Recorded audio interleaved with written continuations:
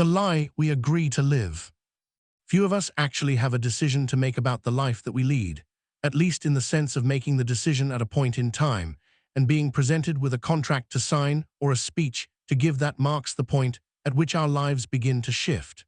We are lulled into the situation year after year, being exposed to ideas that we come to accept as truth until the prospect of living any other way seems too hard to manage. As children, we questioned everything. We wanted to know why the adults behaved the way they did and what made them think that everything they did was right and everything else wrong. We had not yet been socialized, and nothing was sacred, at least not until we got older. We learned that some things were more right than others, and that our own ideas might get us in trouble if we expressed them too loudly. We learned to read the room, and the easiest solution for doing so was to stop asking questions. It was not that we grew out of asking questions entirely, but rather we recognized the value in not provoking those in a position to punish us. After all, none of us want to be alone, and that makes us much more susceptible to believing that the road most traveled is the road most worthy of being traveled, even if it is not our own. It is common for us to feel as though the life that we are living is the life that we want. But few of us would be able to defend that assertion if challenged. This is because our desires tend to have been formed for us by others and reinforced by society as being normal, and therefore something that we should accept as being natural. We were told what we needed and what we wanted, and we accepted those things as being true simply because they were reinforced again and again. Marketers, politicians, friends, family, and even ourselves engage in this behavior on a daily basis without hesitation. The ideas may begin as suggestions, but when we are constantly surrounded by them, they cease to be seen as such. Humans have a need to belong to a group, and we often feel as though whatever it is that everyone else believes must be right, and whatever it is that they do must be indicative of how we ought to behave as well.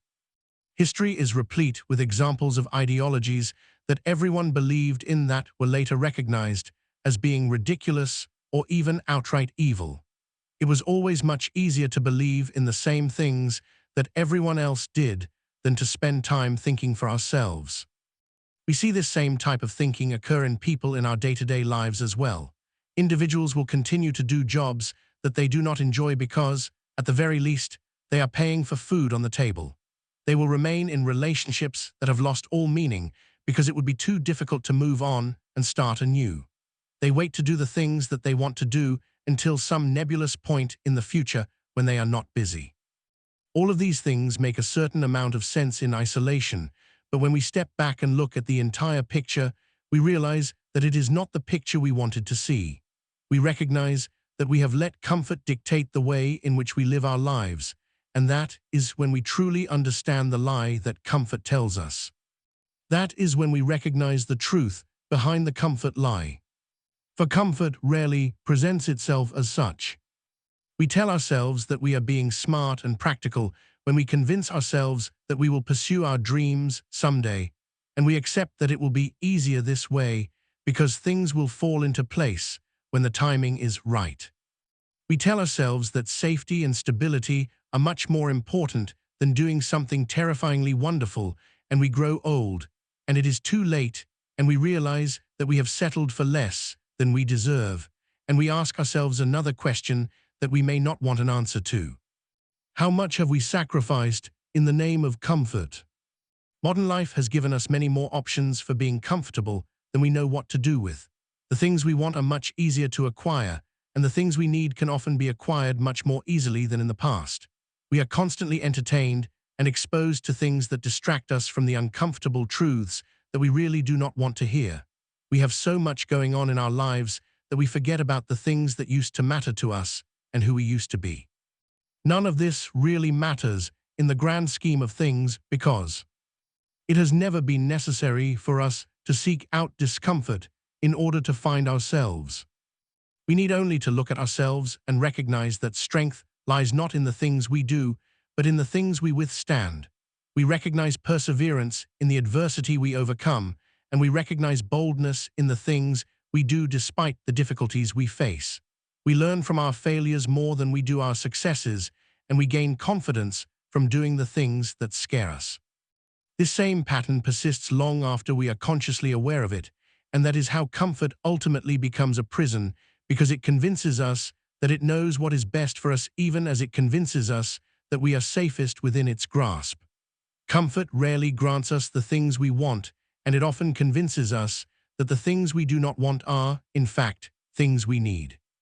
It hides the uncomfortable truths from us and convinces us that they will reveal themselves to us at a more convenient time. That time never comes because we are too afraid to leave the comfort of our own making. The things that used to make us happy are gone, and the things that make us happy now will soon disappear. We think about what we could have been, but we rarely think about what we could be. We tell ourselves that tomorrow is always a good time to move on, to change, to grow, to become the people that we want to be, but tomorrow always sounds better. That is when we learn another uncomfortable truth about comfort, which is that it rarely gives us as much time as we think we have. Few confessions at deathbeds are about the TV dinners and vacations and opinions of people we no longer care to listen to. They are largely made up of the things we did not do, the things we thought we wanted but never wanted to work for, the opportunities that we allowed to slip away because we did not believe ourselves capable of taking advantage of them. It is easy to live a big life, but few of us bother to live well. Comfort preys on that exact weakness, and all it asks in return is that we forget what it means. This book is not about convincing you that you should stop trying to achieve the comfort you deserve. You need it, we all do, and so does everyone who reads these words. The trick is not confusing it with something else, because it rarely presents itself as such. Comfort is a good place to be, but it should never be mistaken for home. Growth requires movement, and movement requires leaving things behind. It will always be uncomfortable, at least in concept, in much the same way growing up was. The question we have to ask ourselves is not whether or not we will experience discomfort, but rather whether or not we will choose the discomfort that will facilitate growth over the discomfort that will leave us stagnate. It is not a question of if we make decisions about our lives, but rather when, and most of us are much less aware of the former than we are of the latter. For years I have been thinking that I have been in control of my life, and now I realize that I have been far from it. I have made the safest choices in all situations and have convinced myself that I have made the best choices. I believe that tomorrow will always be a good time to change and move on and grow and become who I want to be, so I never do any of those things. To me, that meant I could stop doing things that made me feel anxious. People would see my life and think to themselves, "Oh, she's successful," and I agreed. In truth, though I hadn't picked the life I wanted, I had just talked myself into believing it was the right thing to do. The odd thing about it all is that there was no moment of revelation where it all made sense to me. I didn't wake up one morning and realize that my life was not what I wanted it to be. There was only this nagging feeling in the pit of my stomach when I laid my head back on the pillow at night, wondering if this was how it was supposed to be and saying to myself that yes, this would have to do. It was then and there that it all clicked, really, that I was living a comfortable, safe life, but it did not bring me any satisfaction whatsoever. I had made the decision to take the road that was least likely to surprise me on my way to growing old. The thought that I would become the person I had imagined myself to be if I continued down this same path terrified me more than any real threat ever could have. The worst part was that I had no idea what my life would be like if I stopped living this way. When it came to living a life of comfort, people rarely stop and think about how easy it really is to fall into it. We think we're making a conscious decision when really, it's just something that happens when you stop paying attention. Once we've slipped into the safety of the ordinary day-to-day, it becomes difficult to see a life of excitement and adventure as anything other than a fantasy for the privileged few. The routine that seemed to last only a moment becomes an eternity spent walking the same streets, seeing the same people, and making the same mistakes. It's safe and predictable, and in the beginning, that's a huge turnoff. After a while, though, you wake up in the morning and you realize that you're not really living anymore. I'm sure I'm not alone in wondering, in the morning when I wake up and realize there's no way I'm ever going to become a professional soccer player, how it all happened. How did it come to pass that my dreams were no longer dreams but distant memories? I can't really believe I gave it all up willingly. Life must have gotten in the way. It always does, doesn't it? Responsibilities mount up, bills need to be paid, and before you know it, you're speaking about your ambitions in the past tense. You remember what it felt like to chase them, but you've lost touch with the feeling of actually having them. The worst part is that most people never even realize they've fallen so far from their dreams. They become so accustomed to this stagnant way of life that it seems perfectly reasonable to them to be satisfied with nothing more than a bare minimum. They convince themselves that they're not meant for anything more, that happiness is only for the lucky few, and that it's unfair to even dream for something else. It's a convenient lie, really, because it absolves you of all responsibility by claiming everything is already decided for you. In truth, though you know it isn't true, there are moments buried in that dull, day-to-day life when you realize you're meant for something better. It's a strange sensation to want something more than what you have.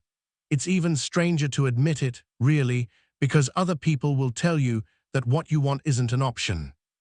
It's even harder to admit that most of those opinions are coming from people who think they know what's best for you, but in reality, they barely even know what's best for themselves. It's impossible to separate the voices of others from the one that guides your own mind.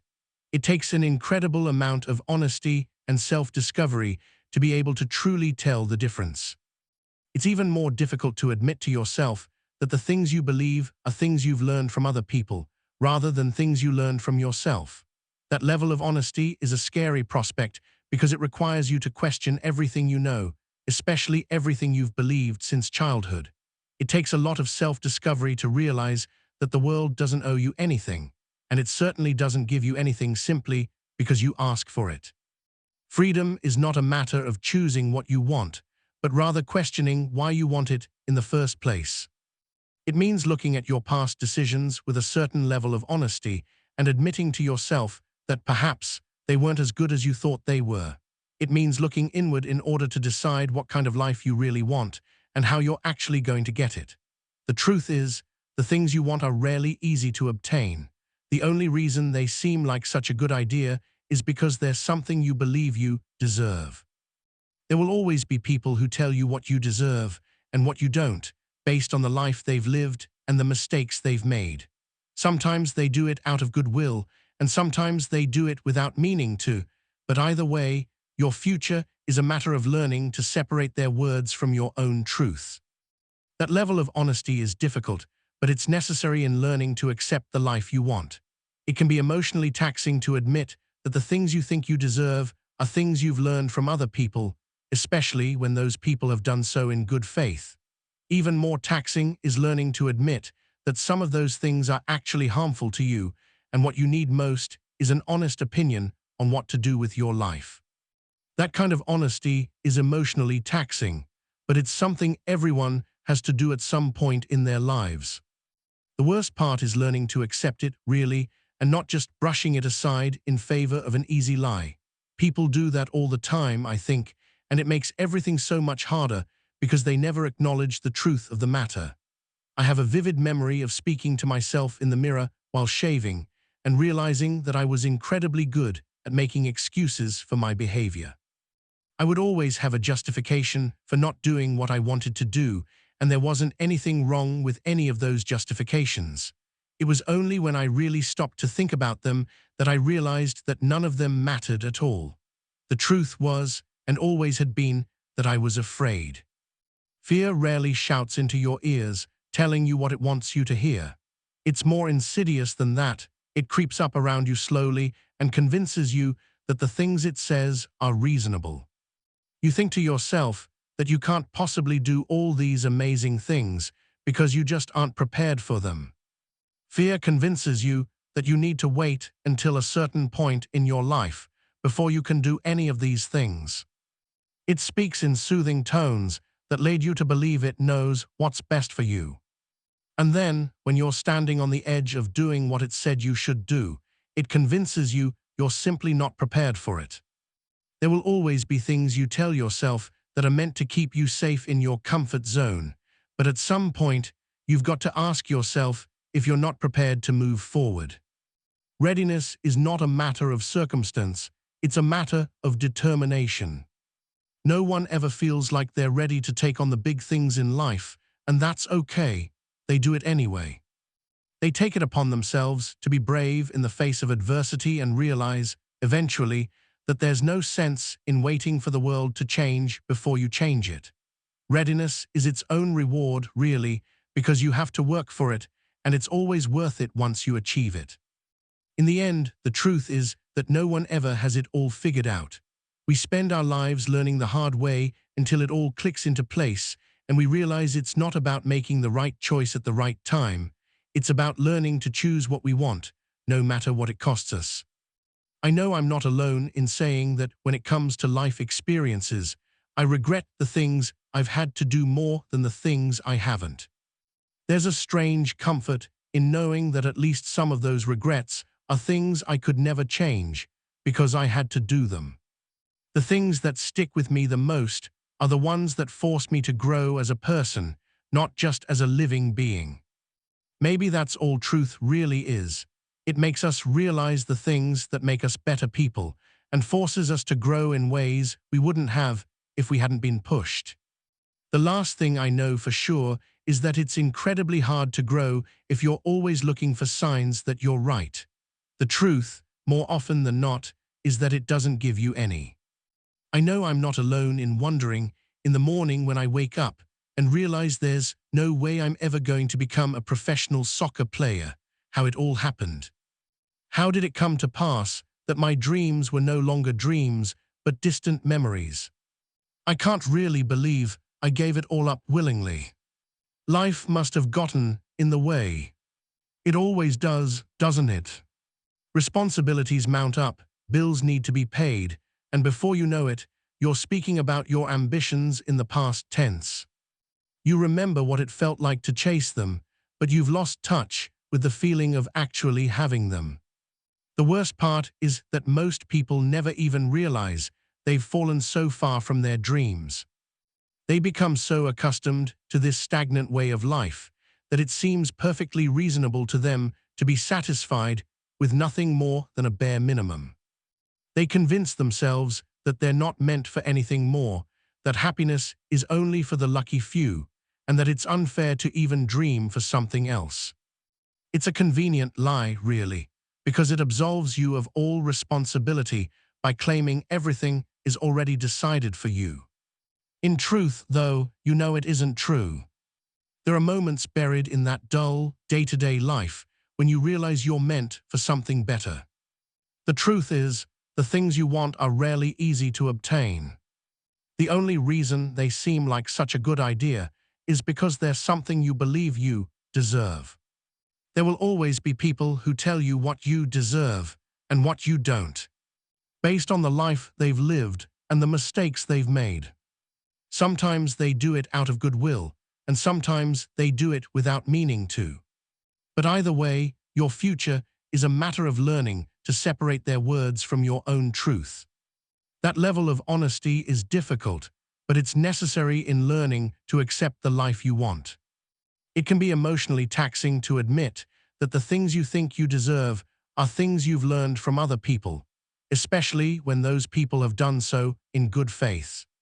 Even more taxing is learning to admit that some of those things are actually harmful to you, and what you need most is an honest opinion on what to do with your life.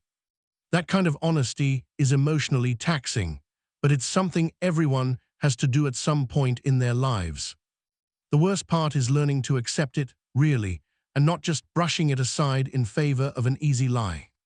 People do that all the time, I think, and it makes everything so much harder because they never acknowledge the truth of the matter. I have a vivid memory of speaking to myself in the mirror while shaving and realizing that I was incredibly good at making excuses for my behavior. I would always have a justification for not doing what I wanted to do, and there wasn't anything wrong with any of those justifications. It was only when I really stopped to think about them that I realized that none of them mattered at all.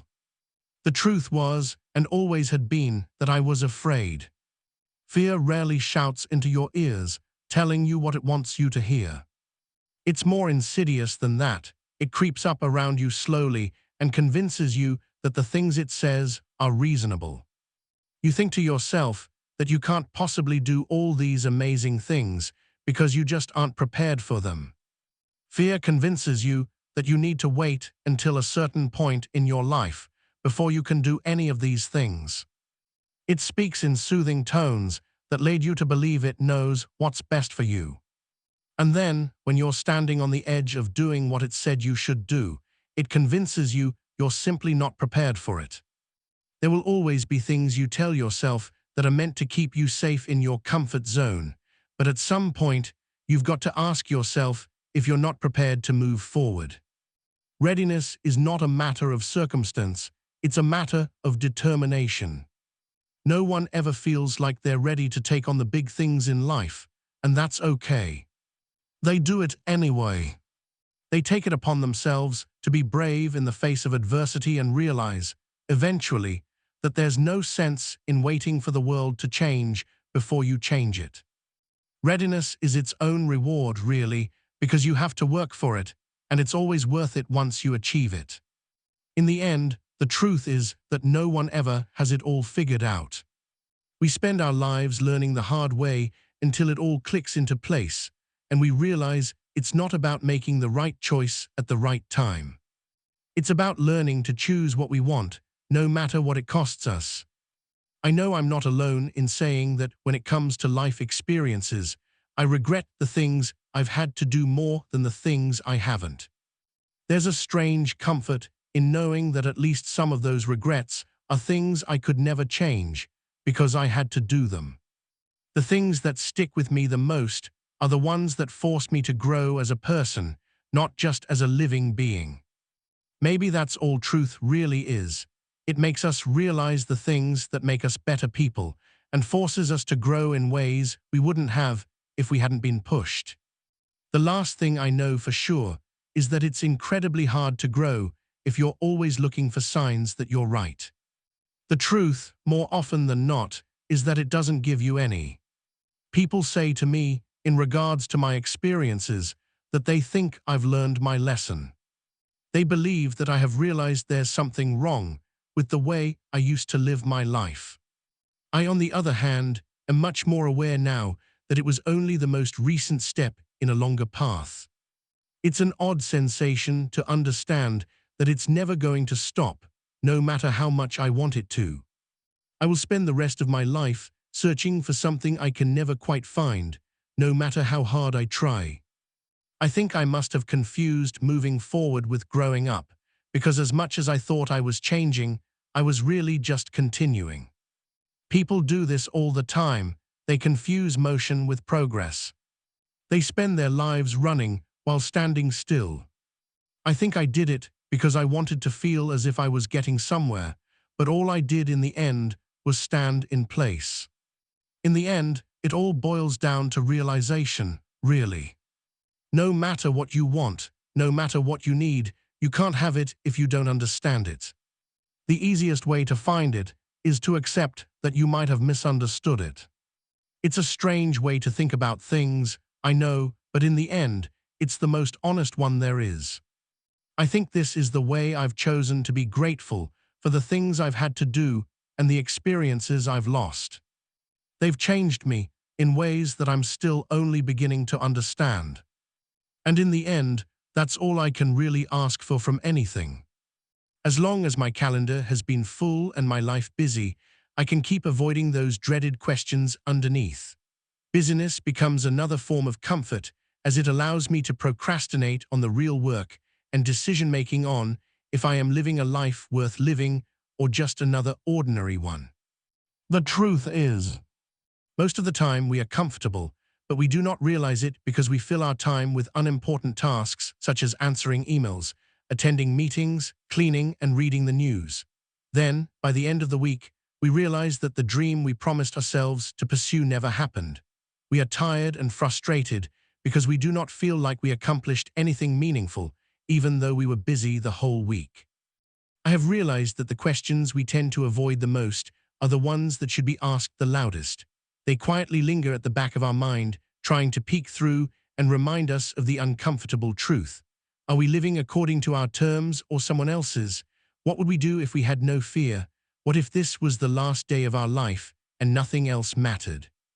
They are uncomfortable questions to ask ourselves because they demand introspection and remove self-generated delusion about who we thought we were and what we believed to be capable.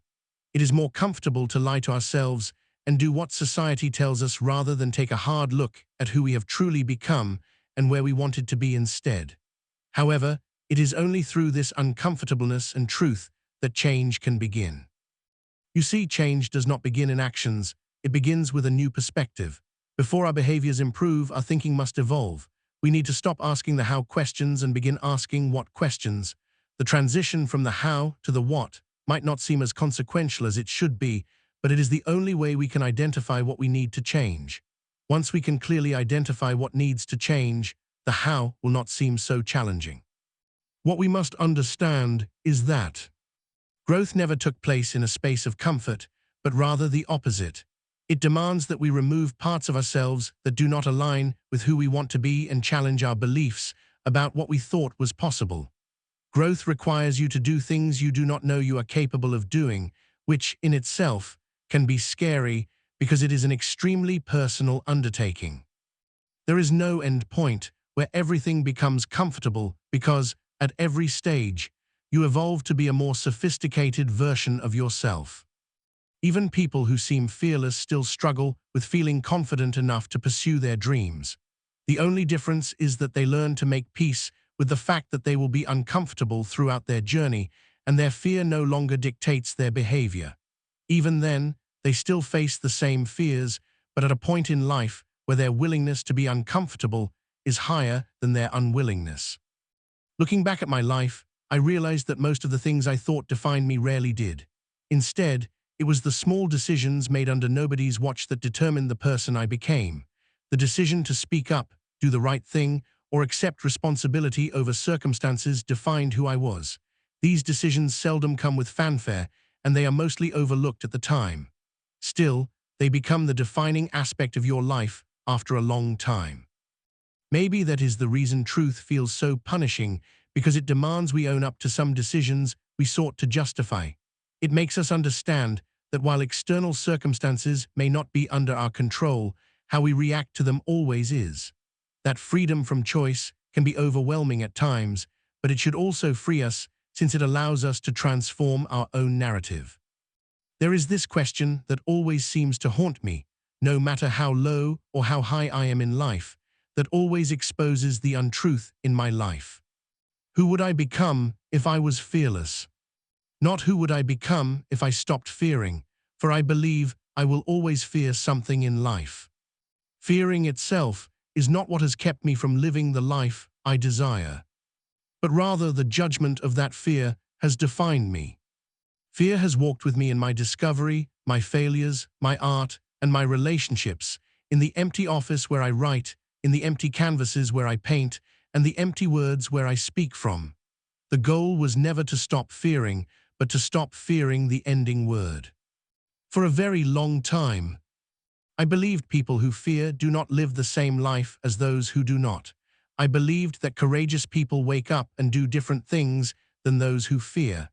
This was a comforting belief because it absolved me of responsibility for my fears, for I thought it was not in my genetics to be courageous. However, experience has told me otherwise. Those I look up to have had the same fears as I do. They feared failure, judgment, and mostly the status quo, but what they feared was worse, the status quo and the fear of not improving. They feared living life on autopilot and having life passively slipping away from them.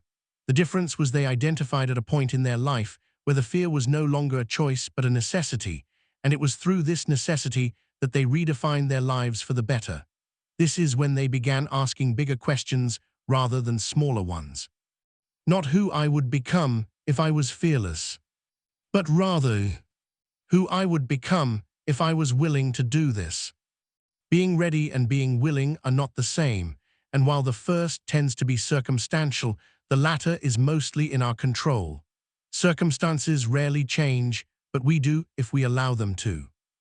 As I grow older, I understand that life is not defined by big moments, but small decisions cumulatively over time. We like to think that certain people are born better or have it easier than others because they had these magical moments in life that made everything subsequently easy for them. While that might be true for some, it rarely defines most people's lives. Most people get up and make the right decisions cumulatively until it becomes second nature, and that is when miracles begin to happen. The small decisions we make to wake up earlier than usual or to speak the truth or keep promises to ourselves when it is inconvenient define who we are. These are often not celebrated, and none of them makes the front page of the newspaper, but collectively they make us who we are. Every decision we make in favor of who we want to become tells us something about ourselves. If we have been consistent with our word, it tells us we can always be trusted to do the right thing because we have proven to ourselves that we can. Similarly, if we have always kept our promises to ourselves, we can trust ourselves to keep doing the right thing because we have shown ourselves that it is always possible. Even further, if we have chosen the hard path over the easy route, we can trust ourselves to make the hard decisions in the future because we have proven to ourselves that it is always possible. I think that is the main flaw in the design of most humans, the inability to trust themselves. We spend our lives trying to obtain the trust of others while failing to give it to ourselves. We promise ourselves to be better people on Monday, but do not follow through for the rest of the week. We promise ourselves to have those difficult conversations, but do not follow through because it becomes inconvenient. We promise ourselves to be better versions of who we are, to be fitter, healthier, and more intelligent, but we do not follow through because it is uncomfortable or too late. Then something strange happens, and we start doubting our promises to ourselves, for we know in our hearts that we cannot keep them. Everything feels like a lie, and we lose faith in ourselves, which is absolutely devastating because it affects everything else we do in life. If we cannot trust ourselves, it will be next to impossible to trust others. If we cannot trust ourselves, everything we do feels like self-deception because deep down, we know we do it mainly to convince ourselves that we are better people despite the evidence to the contrary. Trusting yourself is a great enabler for every other aspect of your life because it removes most of the self-doubt that plagues our being. The good news is we do not have to do anything monumental to begin trusting ourselves again, although it might take time. We can begin by promising ourselves to keep our word, and our minds will believe us when they listen to us. The promise is not that we will always keep our word, but rather that we will always do so when we do not, for we can keep our word. It is a self-commitment, and these commitments define who we are, not what we say or promise. That is really what identity is. It is not motivation, but commitment, the kind of commitment that determines what we do when nobody is looking at us. I find it interesting how motivation is used to drive us when it only gets us so far. We are motivated to get things done, but motivation is fickle and rarely lasts. It is a function of emotions, and we all know how emotional we can be. Identity, on the other hand, is commitment, and it is the willingness to do what needs to be done regardless of how we feel about it. It defines who we are because it is not about emotions. It is about actions, irrespective of circumstance, convenience, or even motivation. Comfort is all about feelings, while truth is about actions. This is why truth can be so punishing at times because it demands we do before we feel, to be disciplined before we are confident, patient before we are successful, and faithful before we see results. Comfort will have it the other way around: feelings before discipline, confidence before patience, results before effort, and then later conveniently forget to deliver on the other end, and that is when disillusionment sets in. Later becomes never. I believe this is what this book is about, not the differences between truth and comfort, but rather the choice we get to make between the two. It is about choosing to be who we are capable of becoming instead of who we feared becoming. It sounds dramatic, but it really is a choice we get to make in everything we do. It is a choice between what we want and who we are, and it is embedded in every decision we make. It is revealed in those small moments where we hesitate to do what is right, to speak up, make the right choice, take the initiative, and commit to something meaningful. It is not as exciting as winning a game or landing a big deal, but it is always there, and when we get to look back, The comfort moments will be the ones we regret. There is this moment in your life, which is rarely acknowledged for what it is, that you stop negotiating with yourself. For years, I negotiated with myself, and it felt good to do so. I believed that as long as I had the inspiration and motivation to do something, it would come true. Some days I did, on others I did not, because I had convinced myself that motivation was a requirement for action, and in most cases, it was not. The sad truth was that it was never my circumstances. Most of the time, the biggest obstacle to my ambitions was my conversation with myself, in that I was exceptionally good at convincing myself against what I wanted. My belief was that in order to achieve my dreams, I had to be inspired, financially and professionally stable, and prepared in almost every sense of the word. Still, in almost all instances, it was precisely that belief that incapacitated me from taking action in the first place. I crossed the border from cautiousness to cowardice several times without realizing it, because I seldom stopped to question my internal conversations. It manifested one day in a conversation I had with myself when I said out loud, "I will do it when the time is right." That phrase was so familiar to me because I had been using it over and over in the past, and I wondered, what if time was not a condition of doing, but rather a consequence of something else? It had been a thought that had haunted me for days, because I knew what it meant. It meant that I had asked permission to do the things I said I wanted to do in life. Permission to fail. Permission to change. Permission to disappoint those who had already made up their minds about my life. It also meant that I would not receive permission from anyone else, because I had to take it for myself. It sounds nice, but the other side of choosing responsibility for my life is that I had chosen to walk away from the comfort of guaranteed outcomes, because those who wanted something different rarely got it by asking politely. Some would try to talk me out of it. Others would try to sabotage my efforts. Some, ironically, might not even realize they were doing it, because your desire to grow can be a painful reminder to them of their own failures. That can be heartbreaking, but I ask that you don't take it personally, because they are only reacting to something they have experienced in their lives. At some point in their lives, they had wanted something different for themselves, but failed to pay the price, and now their mistakes and failures have become stumbling blocks for you as well. It's not that they are bad people, because they are not. It's that they are human just like you and like me, and that is why I say, if you're wondering if the worst critic in this scenario is other people, you might want to look in the mirror too. Because you may discover that they are only reflecting back at you the voice of self-doubt that whispers constantly about everything that you've failed at in your life. For years, I thought it was trying to keep me humble, but I learned that it was protecting me. There is a difference between being humble and comfortable, because the latter will always keep you small, while the former opens you up for greatness. That does not mean humility is not important, but that it should never be mistaken for an excuse to stay where you are, because that is rarely where you can grow.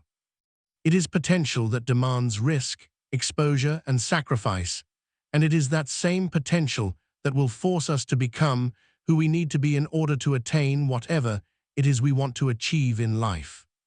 Being that who we need to be is rarely what we think it is, because we assume it will allow us to experience life without any of the downsides or discomforts that we've grown so accustomed to in our lives.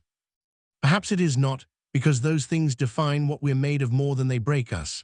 We must accept that life has a certain irony to it, in that we will often want something, but not the struggles that come with pursuing it. We will want confidence, but not insecurity, success, but not sacrifice, or comfort without exposure. That is not realistic, because it does not allow us to realize potential while limiting us to the ability to simply exist. The irony is that potential can only expose us to what we need if we sacrifice comfort to obtain it.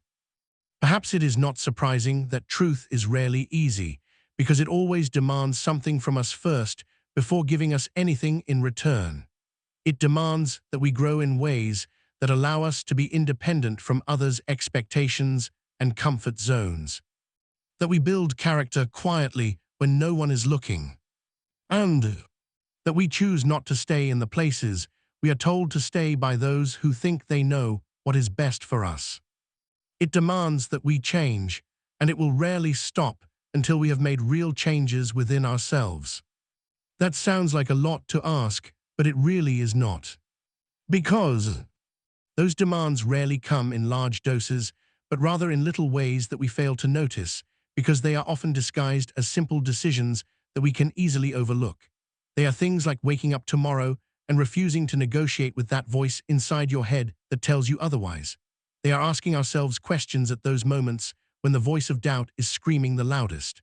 They are asking ourselves if our lives really depend on doing something that feels uncomfortable at the moment. It is in those little ways we decide to build something bigger for ourselves that we grow up and realize that we are capable of much more than we ever imagined. That is why I believe that truth will always ask you questions. It will rarely offer answers. It will ask you what you want rather than telling you how to get it. It will ask you to change instead of giving you a way out. It will ask you what you stand for rather than convincing you to believe in something you don't. And ultimately, it will ask you to decide who you are going to be rather than dictate who you should become. That is a lot to ask, but not as much as you think, because none of these questions have to be answered in one day. They can all be answered one morning at a time, because that is when we decide what kind of people we are going to be for the rest of our lives. The world will always tell us to stay within the comfort of who we are, but truth will always ask more demanding questions like, what are you capable of? Who are you willing to become? What are you really made of? Where is your potential leading you? And what happens if you don't follow through? It is up to us to decide what road to take, because it will ultimately be defined by one simple question: who are you and who are you willing to become? You've just experienced the opening chapter of Truth versus Comfort, but this is only the beginning. The questions get deeper, the truths become harder to ignore, and the journey has only just begun. If this chapter challenged the way you think, imagine what the rest of the book will reveal. The complete book is available now on Spotify, Google Play Books, and Apple Books. Continue the journey, discover the truth, and decide for yourself. Will you choose truth or comfort? Truth versus Comfort by PeteB. Available now.